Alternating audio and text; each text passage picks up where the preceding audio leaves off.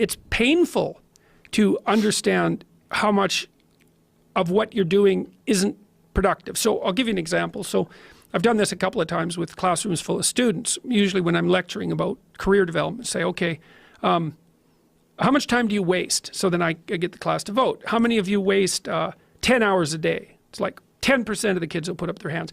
And it's interesting because I don't define what constitutes waste. I just ask the question. So they're diagnosing themselves, right? I'm not saying you're wasting 10 hours a day. I'm just asking. It's like, given your own attitude, how much time are you wasting? 10 hours a day. It's like 10% of the people put up their hands.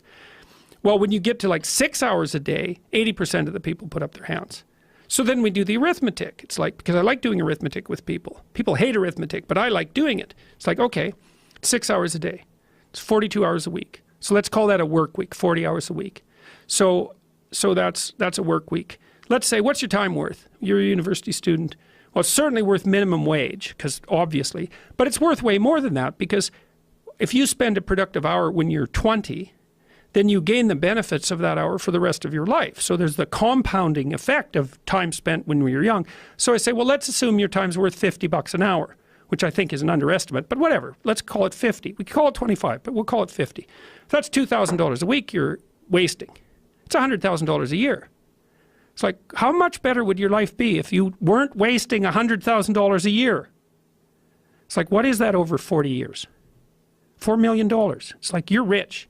You don't even know it. Quit wasting time. By your own definition.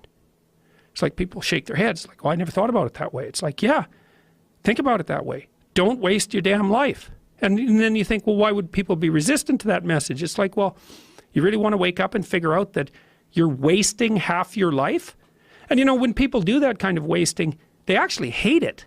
You know, and I've had lots of people come to my clinical practice who were chronic procrastinators.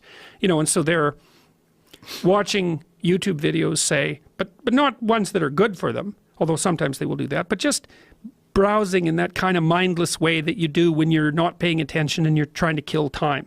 And people doing that, they feel bad, they get depressed, they feel anxious, they can't get away from it, they feel kind of quasi-addicted. That's what they're saying about social media now. It's a huge issue with young kids. Absolutely, but there's this feeling of kind of internal rot and corruption that goes along with it. It's like, yeah, well, you're wasting your life. It's like, so it's painful. It's painful to recognize that. Then it's painful to think, oh my God, look how undisciplined I am. I don't know anything.